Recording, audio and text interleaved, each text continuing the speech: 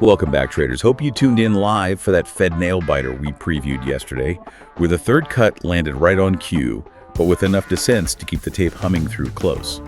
SPY's record stamp and small cap fireworks turned our breather call into a breakout bash, but Powell's wait-and-see vibe has everyone scanning for the next pivot. You're tuned into the Stock Market Summary series, and as you guys know, none of this is buying or selling advice. We're just here to provide market commentary and education, but nothing we say here is financial advice. Okay, let's get into it. So today's mission is really to unpack why.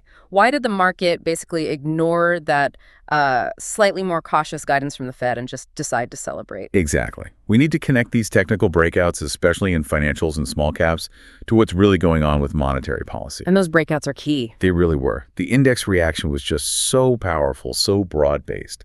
SPY powered up to a fresh all-time high, climbing, 0.66%? In the Dow, DIA, that surged over 1% too. Right. But for me, if you want to see where the real conviction was, you have to look at the small caps. IWM was just on fire. Crushed it, up 1.37%. And that wasn't just a strong day, it was a breakout, blasting right through resistance to a new all-time high. That move is such a major signal for risk appetite, isn't it? It absolutely is. And it confirms that rotation we were talking about last week. You saw financials, XLF, and the industrials leading the charge. And that XLF setup is fascinating, the financial sector ETF. It really is. I mean, all that bearish volume we saw the day before just completely negated. XLF powered right back above that resistance trend line we flagged. It's looking like a prime long setup now. Exactly. Yeah. It's signaling that the market cares more about the rate cut expectation than any, near-term lending concerns. For sure.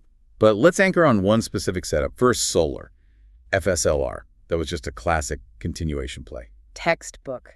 A really strong bounce right from its support trend line, all inside that symmetrical triangle. And if we connect that back to the economic news, well, the cut itself was expected. Right. The 25 basis point cut was pretty much baked in.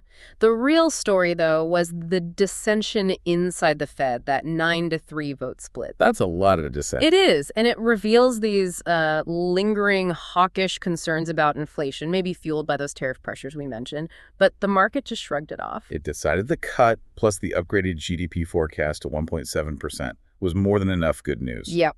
But the dot plot did temper things a little bit. It projected only one more cut in 2026, and core PCE is still looking sticky around 3%. So Powell's wait and see is still very much in play. And the Q3 employment cost index, that supported the soft landing idea by confirming wage moderation. Right. The market just chose to focus on the good labor data and the immediate cut, not the forward-looking pessimism. This kind of whiplash, this volatility, is exactly why trading successfully comes down to just mastering a few core things. Absolutely. It's pattern recognition, odds-weighted setups, and having, bulletproof risk rules, knowing when to trust a reversal like we saw in XLF.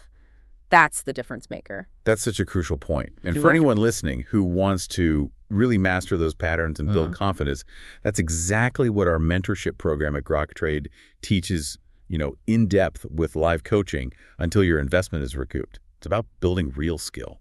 As always, guys, if you've got a stock you're watching or a question about the markets, drop it in the comments. We might cover it in an upcoming episode. And by the way, if you're enjoying this video and appreciate these market summaries, do us a big favor and hit that like button. It's totally free and helps us out in a big way.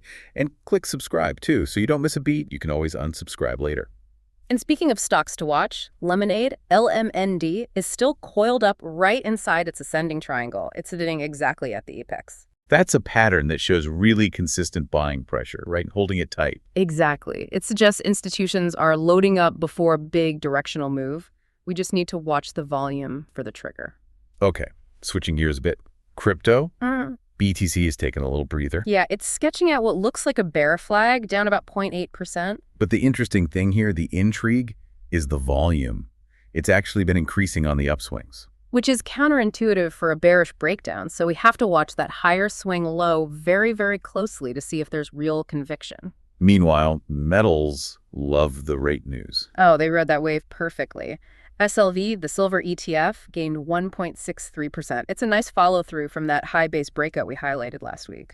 So to wrap it all up, the big index fireworks were basically a reaction to the Fed's immediate labor support jolt.